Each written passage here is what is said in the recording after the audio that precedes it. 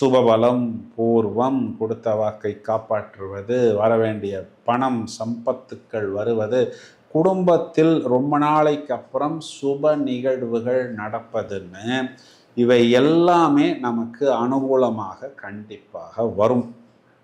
இந்த பக்கத்தில் பார்த்தோம்னா 6ஆம் இடத்தை நோக்கி கேது பயணிக்கிறது அப்படிங்கிறது நமக்கு ஒரு பெரிய ப்ளஸ் பாயிண்ட். ஏன்னா இது வரைக்கும் 7ஆம் இடத்தில் கேது பகவான் அமர்ந்து ஒரு சினிமாலேயே ஒரு ஹீரோ வில்லன் போல் குடும்பத்தில் தலைவனையும் தலைவியையும் ஆக்கிவிட்டார். திருமணத்துக்காக காத்திருக்கக்கூடிய நபர்களுக்கெல்லாம் வரக்கூடிய வரன்கள் எல்லாமே ஃபேக் ப்ராமிசஸ் ஆகவும் இல்லாத ஒரு விஷயத்தை இருப்பது போல் இவர்களுக்கு காண்பித்து கடைசியில் இவர்களுக்கு தோல்வியையும் ஏமாற்றத்தையும் அவமானத்தை மட்டும்தான் கொடுத்தது. இதெல்லாம் வெளியில் சொன்னால் யாருமே நம்ப முடியவில்லை அப்படிங்கிற ஒரு அமைப்பில் தான் இருந்தது.